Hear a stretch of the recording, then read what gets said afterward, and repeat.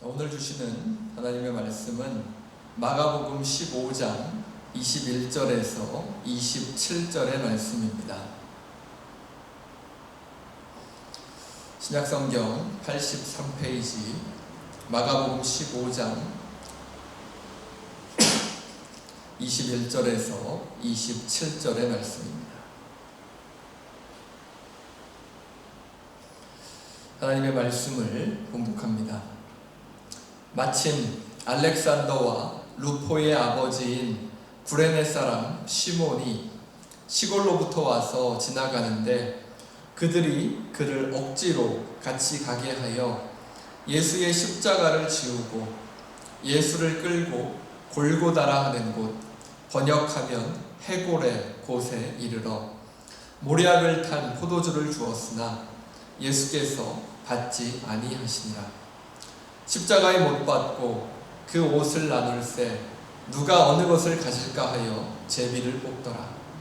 때가 제3시가 되어 십자가에 못 박으니라.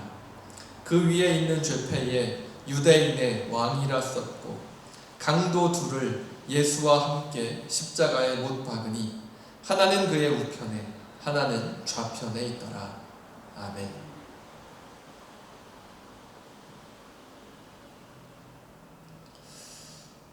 벌써 우리 사순절 우리 네 번째 주일이죠. 오늘은 예수님께서 십자가에 못 박히시는 그러한 장면을 우리가 함께 살펴보려고 합니다. 오늘 예수님의 모습을 통해서 우리가 십자가에 대한 의미를 다시 한번 생각해 보았으면 좋겠습니다. 오늘 십자가에 대해서 이야기하기 때문에 조금 어려울 수도 있는데요. 조금 더 집중하셔서 우리 함께 십자가에 대한 이야기를 나눌 수 있으면 좋을 것 같습니다. 오늘 본문은 이제 길었던 예수님의 그런 고난의 시간이 끝나고 이제 드디어 십자가에 달려 죽으시는 예수님의 모습을 우리에게 보여주고 있습니다. 아마도 신앙생활을 하면서 우리가 가장 많이 들었던 이야기가 바로 이 십자가에 대한 이야기일 겁니다. 십자가 없이도 구약 성경은 어느 정도는 이해할 수 있습니다. 그렇죠? 그런데 십자가 없는 신약 성경은 우리가 상상조차 할 수 없죠. 십자가 사건이 없었다면 우리가 예수 그리스도를 알고 또 예수 그리스도 안에서 우리가 이렇게 함께 예배하는 것은 불가능한 일일 것이기 때문입니다. 그런데 오늘 본문을 보면 조금 이상하시지 않습니까? 제가 방금 말씀드린 것처럼 이 십자가 사건은 신약의 가장 중심이자 또 핵심이라고 할 수 있는 그러한 사건인데요. 오늘의 본문은 어떻습니까? 너무나 간략하게 이 십자가를 소개합니다. 오늘 본문에 보면 별다른 내용이 그렇게 없죠. 그냥 예수님께서 십자가를 지고 처형장으로 올라가실 때 지나가던 사람 시몬이 예수님의 십자가를 대신 들어드렸고 예수님께서는 또 마치 성분이 있는 그런 포도주를 거부하셨고 또 로마 군병들은 예수님의 옷을 제비를 뽑아서 나누어 가졌다라고 그냥 너무나 간단하게 오늘의 사건을 설명해 주고 있습니다. 그리고 십자가에 대한 설명도 별로 없지요. 유대인의 왕이라는 죄목이 적힌 그런 죄패가 십자가에 달려 있었고 예수님의 주변에 같이 처형된 강도 둘이 옆에 있었다라고 너무나 간략하게 소개하고 있습니다.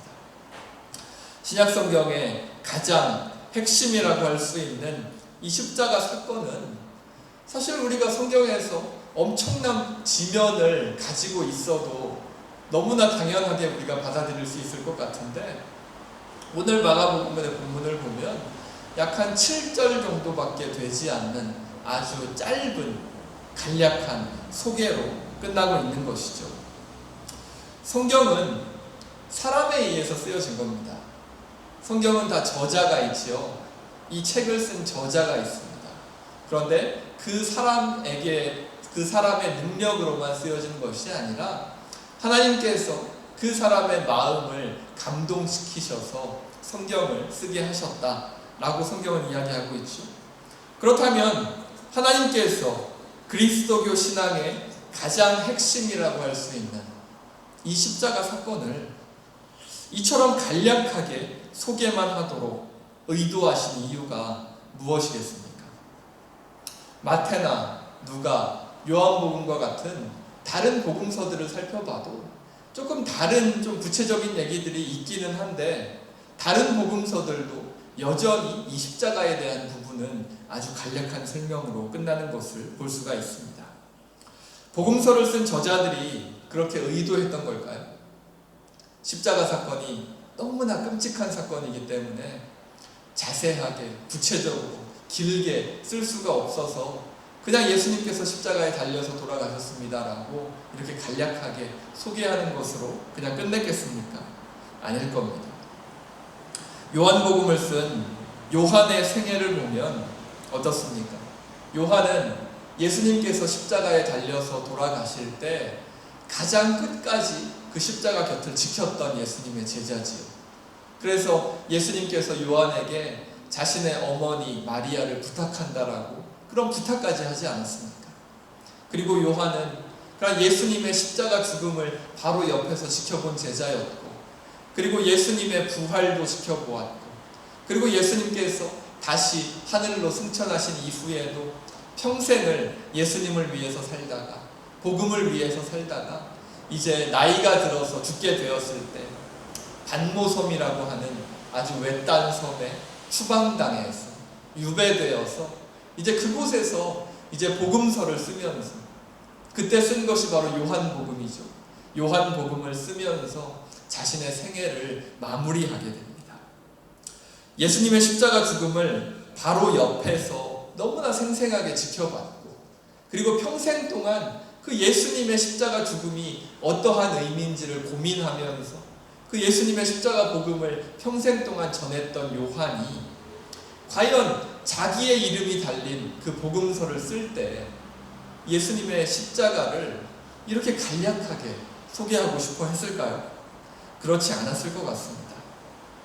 평생을 예수님을 바라보면서 살아왔고, 이제 자기의 인생을 마무리하면서 자기의 인생의 마지막 시간에 마지막으로 쓰고 있는 것이 바로 이 요한복음인데, 거기에 십자가에 대한 것을 쓴다면 아마 자기가 평생 동안 고민해왔던, 생각해왔던 것을 모두 다 거기에다가 쏟아부어서 다른 이 글을 읽는 모든 사람들이 예수님의 십자가를 잘 이해할 수 있도록, 복음의 의미를 깨달을 수 있도록 하고 싶은 마음이 왜 요한에게 없었겠습니까? 하지만 하나님께서는 이러한 복음서 저자들의 마음을 아시면서도 복음서에 나타난 십자가 사건을 아주 간략한 소개로 그냥 우리에게 남겨주십니다. 이유가 뭘까요? 하나님께서 이렇게 하신 이유는 예수 그리스도의 죽음을 통한 십자가 사건이 복음서를 쓴 그 저자들의 그러한 생각 속에 갇히지 않게 하기 위해서였다라고 생각할 수 있을 것 같습니다. 성경에 나와 있는 말씀을 정말 글자 그대로 하나도 틀리지 않게 그대로 지켜야 된다라고 이렇게 믿는 분들이 계시거든요. 성경에서 말하는 것은 어떠한 의미로 이러한 내용을 우리에게 말해주는 겁니까? 성경 안에 담긴 내용을 맘대로 해석해서, 성경을 자기의 뜻에 맞게 맘대로 해석해서 사용하지 말라는 권면이지요. 그런데 이 권면을 받침 하나라도 틀리면 안 되는 것처럼 여기는 분들이 계십니다. 물론 그만큼 성경을 아끼신다는 측면에서는 존중해 드릴 수 있겠지만, 중요한 것은 말씀 안에 담긴 내용이지요.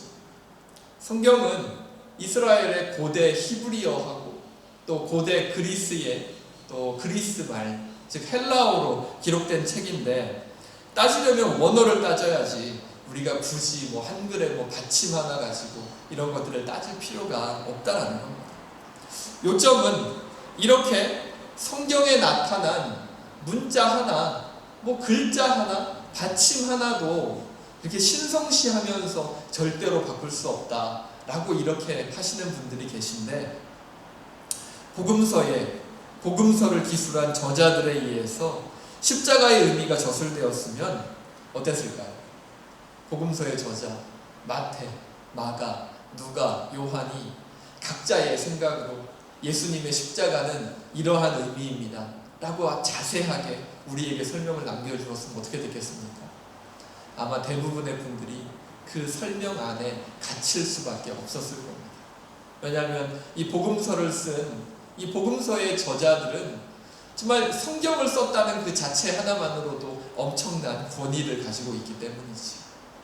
그런데 하나님께서는 예수님의 십자가 사건을 아무리 복음서를 쓴 마태나 마가나 누가나 요한이라고 할지라도 예수님의 십자가 사건을 그들의 생각 안에 갇힌 상태에서 우리에게 전해주기를 원하시지 않았던 거죠. 예수님의 십자가 사건은 예수님께서 우리 모두가 하나님께로 가는 길이 막혀 있었는데 예수님께서 그 막혀 있었던 것들을 허물어 주시고 우리가 다시 하나님께로 갈 수 있는 길을 열어주신 놀라운 사건이지. 그런데 이 놀라운 사건을 하나님께서는 누군가에 의해서 해석되고 우리가 그 해석을 배워야 하는 것이 아니라 자기 자신이 예수 그리스도와 십자가를 통해서 하나님께로 가는 길을 발견하기를 원하셨던 것이죠. 누군가 소개를 해줄 수는 있겠지만 예수님과 십자가를 통해서 하나님을 만나는 일은 누군가가 가르쳐 줄 수 있는 일이 결코 될 수 없다라는 겁니다. 그렇기에 그리스도교 신앙은 어떻습니까? 우리가 교회 안에서 이렇게 모여서 신앙생활을 함께 하기 때문에 이 신앙이라는 것이 공동체 안에서 이루어지는 것 같지만 그것과는 별개로 우리 각자가 우리 각각의 개인이 하나님 안에서 또 예수님 안에서 나 자신을 바라보고 예수 그리스도의 십자가를 바라보면서 나의 의지로 하나님을 만나는 시간이 반드시 필요하다라는 겁니다. 즉 공동체의 영성이 있어야 하고요. 교회의 영성이라고 할 수 있겠죠. 교회가 가지고 있는 영적인 그러한 힘이 있어야 하는 것이고 이것과는 또 같이 동시에 개개인이 가지고 있는 영성이 같이 가야 한다라는 겁니다. 공동체가 가진 영성만으로는 개개인을 완벽하게 이끌어줄 수가 없다라는 거지. 그렇기 때문에 하나님께서는 이 예수님의 십자가 사건을 통해서 물론 우리가 이렇게 공동체를 통해서 함께 십자가를 나누지만 우리들 각자가 이 십자가를 바라보면서 하나님께로 나아갈 수 있는 길을 발견하기를 기다리고 계신 것이죠. 그리고 또 여기에는 하나님께서 정말 나를 만나주시는 그런 은혜가 함께 있을 때만이 가능한 것이지. 왜냐하면 하나님을 만난다라는 것은 내가 욕심을 부린다고 해서 이룰 수 있는 일이 아니기 때문입니다. 내가 하나님을 만나고 싶다라고 해서 만날 수 있는 것이 아니죠. 하나님께서 나에게 은혜를 주시고 하나님께서 나를 찾아와 주실 때 하나님께서 나에게 하나님을 가르쳐 주실 때만이 내가 하나님을 만나게 될 수 있다는 거죠. 저 역시도 목사로서 이 자리에 서 있지만 오늘 본문에 나타난 이 십자가 사건을 소개하는 역할에서 벗어나지 못합니다. 예수 그리스도의 십자가 사건은 결국 우리 각자가 자신의 십자가와 예수 그리스도를 바라보면서 하나님께로 나아가는 길을 발견해야 하기 때문입니다. 말씀을 정리하겠습니다. 여러분들에게는 예수님의 십자가가 어떠한 의미를 가지고 있습니까? 연세대학교에서 우리 신학을 가르치시는 우리 김학철 교수님이라는 분이 계신데요. 이분이 죄에 대해서 설명하면서 십자가의 의미를 말씀하신 내용이 있어서 함께 소개하고 말씀을 마치려고 합니다. 저도 설교 중에 그런 이야기들을 한 적이 있고요. 아마도 신앙생활을 하면서 많이 들으시는 내용 중에 하나가 바로 나는 죄인이다. 우리 모두는 다 죄인이다. 라는 그러한 말일 겁니다. 많이 들어보셨죠? 근데 이 이야기가 어떻게 들리세요? 나는 죄인이다. 우리 모두는 죄인입니다. 이 이야기가 어떻게 들리십니까? 어떻게 받아들여지세요? 그리스도교에 대한 이해가 있으신 분들은 아마 이 말에 대해서도 좀 어느 정도는 이해를 하실 수 있을 겁니다. 이게 어떠한 의미를 가지고 있는 건지, 왜 우리 보고 죄인이라고 하는 건지, 거기에 대한 이해가 어느 정도는 있으실 수 있죠. 그런데 이해는 할 수 있을지라도 정말로 내가 죄인이라는 사실을 받아들이면서 거기에 맞게 살아가시는 분을 만나기는 쉽지 않은 것 같습니다. 그리스도인이라고 하더라도 이 말을 자신에게 인정하는 것이 결코 쉽지 않다라는 거죠. 그러면 이 그리스도교를 모르는, 즉 신앙을 가지고 있지 않은 분들에게 이 말은 어떻게 들릴까요?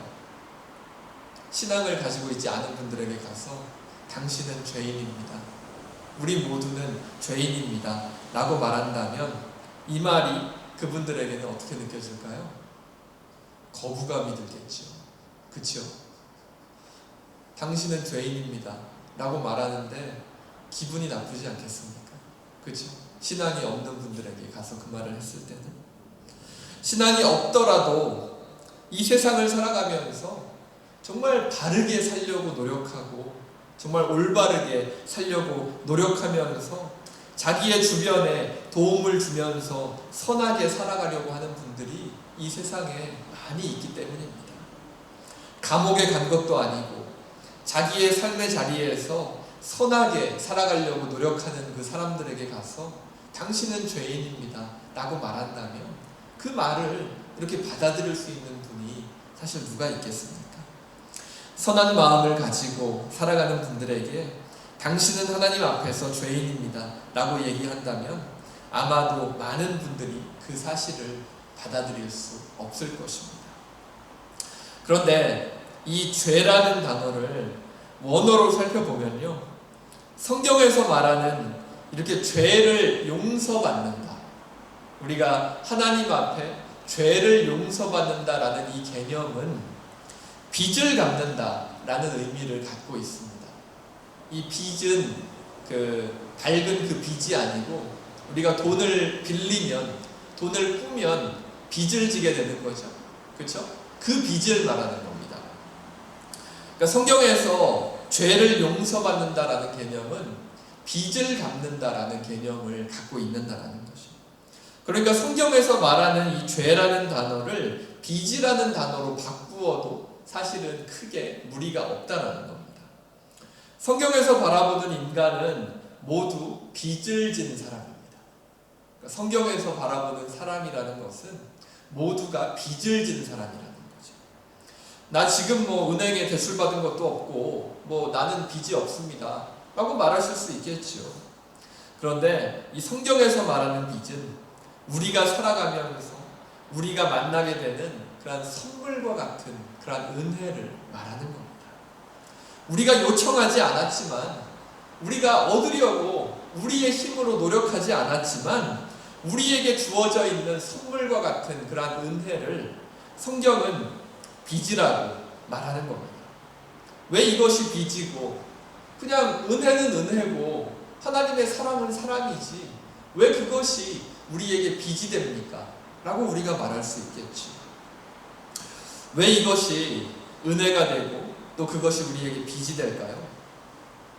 우리는 정말 우리가 원치 않더라도 주변의 모든 것들로부터 은혜를 입은 그러한 존재이기 때문입니다. 태어났을 때는 가장 먼저 누구로부터 은혜를 입습니까? 부모님이시죠. 사람은 동물과 다르지 않습니다. 동물은 태어났을 때 본능적으로 생존을 할 수 있는 그러한 힘을 가지고 있죠. 태어난 지 하루 이틀밖에 되지 않았더라도 자기의 힘으로 먹을 것을 찾고 또 어느 정도는 살아낼 수 있는 그러한 본능을 가지고 태어납니다. 그런데 사람은 어떻습니까? 그냥 아기를 가만 놔두면 알아서 잘 큽니까? 그럴 수 없죠. 부모님의 그런 보살핌이 있어야지만이 그 아이는 성장할 수 있게 되는 겁니다. 부모님께서 정말 내가 성장하고 독립할 수 있을 때까지 부모님께서 나를 책임져 주셨기 때문에 지금의 내가 있을 수 있는 것이죠. 그러니까 우리는 모두가 부모님에게 빚을 진 겁니다. 그렇죠? 그리고 내가 성장해서 사회로 나왔을 때는 어떻습니까? 사회에게도 빚을 지게 됩니다. 우리가 살아가면서 필요한 집이 있고요. 그리고 우리가 생활하는 데 필요한 물과 전기와 가스와 그러한 그 모든 것들은 누가 공급해 줍니까? 개인적으로 그냥 알아서 하세요? 그렇지 않죠. 우리가 개인적으로 아무리 돈이 많다고 하더라도 개인적으로 그 모든 것들을 다 감당하기는 어렵습니다. 그런데 사회가 그러한 기반 시설들을 만들어 놓고 사람들에게 물론 돈을 받지만 사람들에게 물도 주고 전기도 주고 가스도 공급해 주고 그 사람들이 살 수 있는 집도 이렇게 공급해 주면서 사회가 우리에게 해주는 것들이 있다라는 거죠. 내가 돈을 냈으니까 당연히 누릴 수 있는 거 아니냐라고 말하실 수 있겠지만 사실 그것은 우리의 개인의 힘으로 할 수 없는 것들이기 때문에 사회로부터 우리가 은혜를 입은 것이죠. 그리고 자연으로부터도 은혜를 입지요. 공기가 있기 때문에 우리가 숨을 쉬면서 살아갈 수 있는 것이고 공기를 깨끗이 만들어주는 나무가 있기 때문에 우리가 오염되지 않은 깨끗한 공기에서 숨을 쉴 수 있는 것이고 우리가 생활하는 데 필요한 많은 것들을 자연이 허락해 줍니다. 이처럼 우리의 삶을 돌아보면 우리는 정말 주변의 모든 것들로부터 빚을 지고 살아가는 존재라는 사실을 우리가 깨달을 수 있죠. 그런데 이러한 빚이, 이러한 은혜가 어디로부터 오는가? 그걸 끝까지 이렇게 거슬러 올라가 보면 어디까지 갑니까? 바로 하나님에게까지 이르게 되죠. 우리가 빚을 지고 우리가 은혜를 입는 이 과정을 끝까지 거슬러 올라가 보면 결국에는 하나님이 그 끝에 계시다라는 겁니다. 하나님께서 창조하신 사람들이 잘 살아갈 수 있도록 우리가 요청하지 않더라도 하나님께서는 우리의 필요를 아시고 우리의 필요한 것들을 하나님의 은혜로 선물과 같이 우리가 요청하지 않았더라도 하나님께서는 우리에게 허락해 주신다는 거죠. 근데 분명히 성경을 보면 하나님께서 주시는 은혜는 값없이 주는 거라고 이야기합니다. 그렇죠? 우리가 하나님한테 돈을 드리거나 그러지 않잖아요. 그렇죠? 네. 하나님께서 우리에게 은혜를 주셨는데 우리가 하나님한테 어떻게 갚습니까? 하나님한테 갚을 수가 없죠. 그런데 상식적인 사람이라면 어떻습니까? 받기만 하나요? 그렇지 않지요. 무언가를 받았다면 상식적이라면 그 은혜에 대해서 보답을 하고 싶은 것이 너무나 정상적이고 상식적인 사람의 모습이지. 물론 하나님은 우리의 감정과는 완전히 다른 분이셔서 정말로 하나님은 아무런 대가 없이 은혜를 주시는 분입니다. 그런데 사람은 어떻습니까? 내가 누군가에게 은혜를 베풉니다. 선한 의도를 가지고 은혜를 베푸는데 그 사람이 너무나 당연하게 받기만 해요. 그리고 감사하다는 말도 안 합니다. 그리고 계속해서 내가 줄 때마다 받기만 합니다. 그러면 마음이 어떨까요? 그 사람에게 계속해서 은혜를 베풀고 싶을까요? 그러지 않겠지요. 사람들은 정말 그러한 은혜를 베푸는 데 있어서는 어느 정도의 한계가 있는 것 같습니다. 그런데 하나님은 은혜를 값없이 주시는 분이십니다. 그런데 하나님께서 아무런 대가를 바라지 않으시고 은혜를 값없이 주신다고 해서 그것이 결코 가치가 없거나 무조건 받기만 해도 된다라는 것은 아니겠죠. 그렇죠? 상식적이고 정상적인 사람이라면 무조건 받기만 하는 것은 올바른 태도가 아닐 수 있기 때문입니다. 그래서 우리는 하나님의 은혜에 빚진 삶을 살아가고 있다라고 우리가 말할 수 있는 겁니다. 우리가 하나님에게 빚을 졌다라고 말할 수가 있는 거죠. 그래서 성경에서 말하는 죄라는 것은 우리 모두가 빚진 자라는 사실을 우리에게 말해주고 있는 거죠. 그럼 예수님의 십자가는 무슨 의미입니까? 이 빚을 우리가 하나님에게 다 갚을 수 있습니까? 우리가 하나님으로부터 얻은 이 은혜를 정말 하나부터 열까지 다 갚을 수 있나요? 다 갚을 수 없지요. 우리가 하나님한테 빚을 졌는데, 우리가 하나님한테 그 빚을 다 갚을 수 없는데, 예수님의 십자가는, 예수님께서 십자가에 죽으시면서 우리에게 오셔서 너희가 갚을 수 없는 빚을 하나님에게 졌지만 내가 나의 십자가 죽음으로 너희의 빚을 하나님에게 다 갚았다 라고 예수님께서 선언해 주신 겁니다. 그리고 하나님께서 예수님의 십자가 죽음을 바라보시면서 이제 사람들이 나에게 진 빚은 모두 다 사라졌다 라고 하나님께서 선언해 주신 그러한 사건이 바로 십자가 사건이죠. 사람의 능력으로는 갚을 수가 없기 때문에 하나님께서 직접 하나님의 아들 예수 그리스도, 이 빚을 갚을 수 있는 능력을 가진 하나님의 아들 예수 그리스도를 사람들에게 보내셔서 이 빚을 갚게 하신 사건이 바로 십자가 사건이라는 겁니다. 그렇다면 이 예수 그리스도의 십자가 사건을 통해서 우리 모두의 빚을 탕감받은, 우리의 빚이 다 사라진 이러한 은혜를 입은 우리의 삶은 어떠해야 하겠습니까? 우리가 갚을 수 없는 빚을 하나님께서 없애주셨으니까 우리도 우리에게 빚진 자들을 돌아보면서 살아가야 하는 것은 어떻게 보면 당연한 일이겠죠. 마태복음을 보면 10,000달란트 빚진 종에 대한 비유가 나옵니다. 기억하시죠? 10,000달란트를 빚진 종에 대한 비유가 나오는데요. 10,000달란트는 얼마일까요? 그러니까 지금의 환율로 계산을 해보면 원화로는 한 6조 정도 됩니다. 6조 원 정도 되는 이제 액수고요. 어마어마하죠. 엄청 빌리언 달러도 넘는 거죠. 그렇죠? 정확하게 계산이 안 되지만 이 10,000달란트라는 것은 그냥 원화로 계산하면 6조 원 정도 되는 돈인데요. 그러니까 6조 원의 빚을 가지고 있는 종이 있었다라는 거예요. 그런데 이 종이 어떻습니까? 어느 날 왕의 앞에 불려갔는데 왕이 이 종의 빚을 탕감해 주죠. 이 6조 원이라는 돈을 빚졌는데 그것을 없애줍니다. 그런데 이 종이 왕에게 감사하다고 이야기하고 나왔는데 그 왕궁 앞에서 누구를 만납니까? 자기에게 100데나리온을 빚진 사람을 만나죠. 100데나리온은 한국 돈으로 한 1,000만 원 정도 될 것 같습니다. 한 10,000불 조금 넘는 돈이겠죠. 여기 호주에서는. 근데 그 정도 이제 돈을 자기에게 빚진 사람을 만나는데 이 종이 어떻게 하죠? 자기에게 빚을 갚지 않았다라는 이유로 그 사람을 감옥에 가두어 버립니다. 이 소식을 들은 왕이 어떻게 합니까?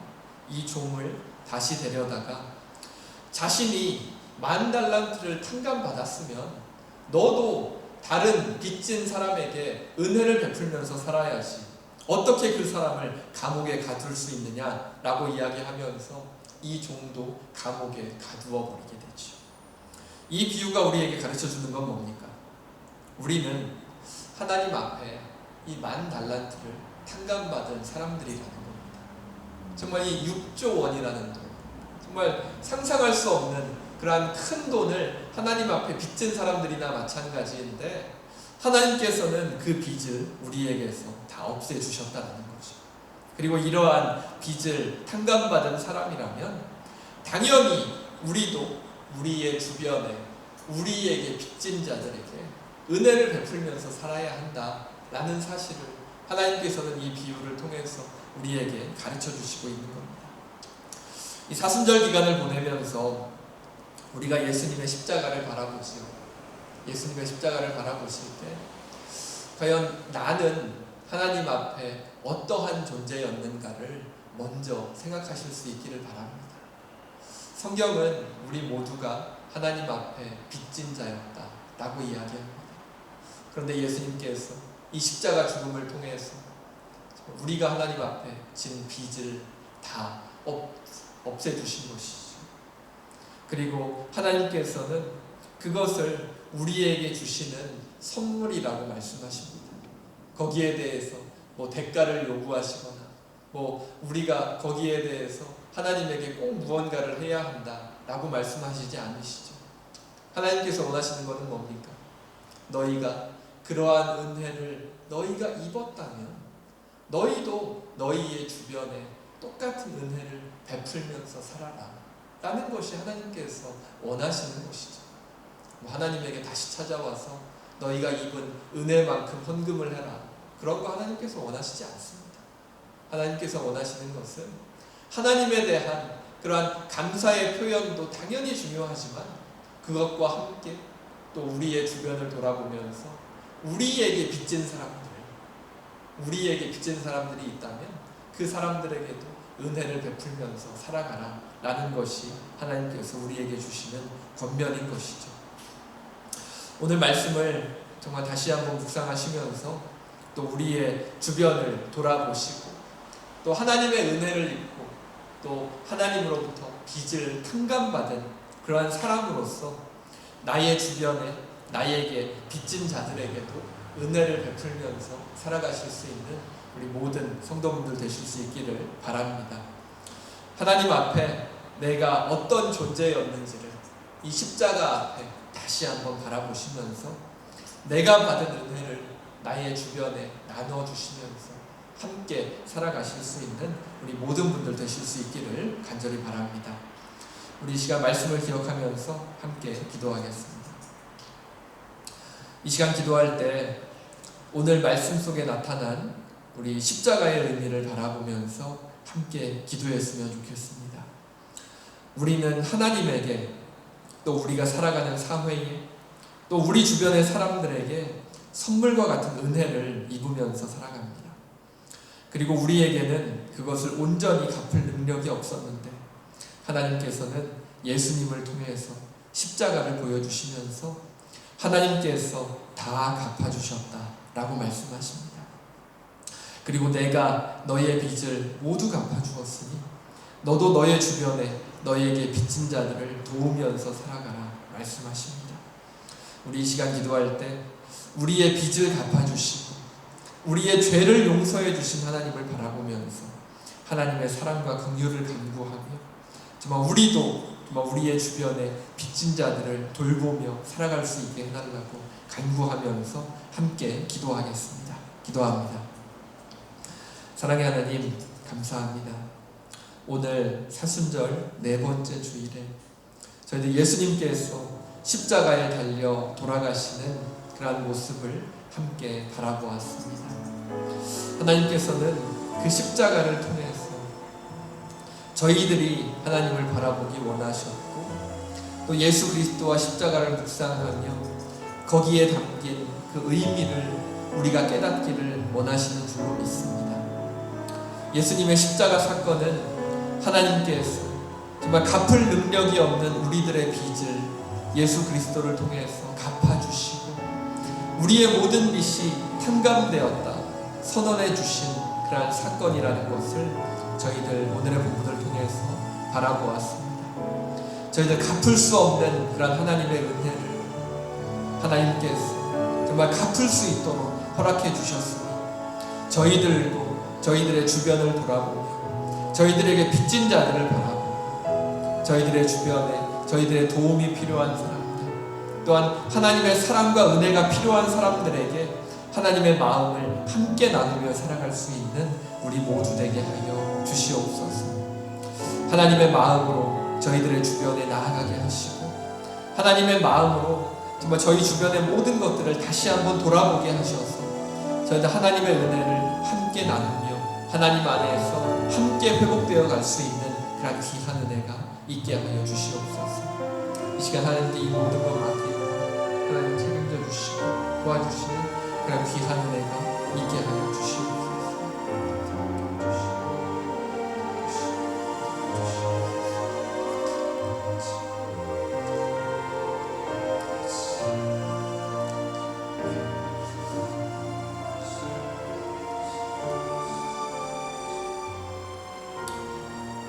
함께 기도하겠습니다. 사랑의 하나님, 오늘 사순절 네 번째 주일에 저희들 말씀을 통해서 십자가에 달리신 예수님의 모습을 살펴보았습니다. 우리를 너무나 사랑하셔서 매번 창조하신 인간들에게 실망하시고 심지어 배반당하실지라도 하나님의 아들 예수 그리스도를 보내셔서 십자가를 보여주시고 우리가 하나님에게 진 빚이 모두 다 사라졌다 라고 선언하시는 하나님의 모습을 봅니다. 그리고 내가 너의 모든 빚을 탕감해 주었으니 너도 너의 주변에 빚진 자들에게 같은 은혜를 베풀어 주어라 부탁하시는 하나님의 마음을 바라봅니다.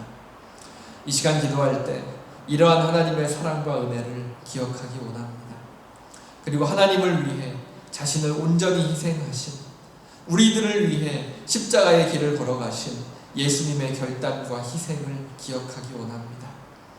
늘 하나님 앞에 서면 부족한 모습이지만, 늘 빚진 모습이지만 그 모습 그대로 우리를 받아주시는 하나님께 나아가기 원합니다. 하나님의 마음으로 우리의 삶의 자리로, 가정으로, 교회로 나아가기 원하오니 기쁘게 받아주시고 하나님의 은혜를 나의 주변에 나누어 주며 하나님의 빚을 갚아나가는 자로 살아가게 하여 주시옵소서. 저희들 이 마음을 모아서 함께 교회로, 또 저희들의 삶의 자리로, 또 우리들이 속한 공동체로 나아갈 때 저희들의 이 마음을 통해서 저희들이 있는 모든 곳에 하나님의 나라가 임할 수 있는 그런 귀한 은혜가 있게 하여 주시옵소서.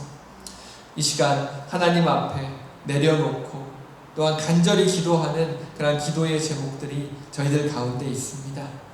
비자를 위해서, 체류를 위해서, 또 경제적인 이유로, 또 자녀들을 위해서, 또 여러 가지 또 기도의 제목으로 하나님 앞에 나아가고 있사오니 하나님 저희들을 불쌍히 여겨주시고 저희들의 모든 상황과 여건을 아시는 하나님께서 저희들의 필요를 채우시고 그 모든 것들을 하나님의 선한 뜻 가운데 하나님께서 원하시는 길로, 저희들이 원하는 길이 아니라, 저희들이 바라는 길이 아니라 하나님께서 이끌어 주실 수 있는 가장 선한 길로 인도하여 주시는 귀한 은혜가 우리 모두에게 있게 하여 주시옵소서.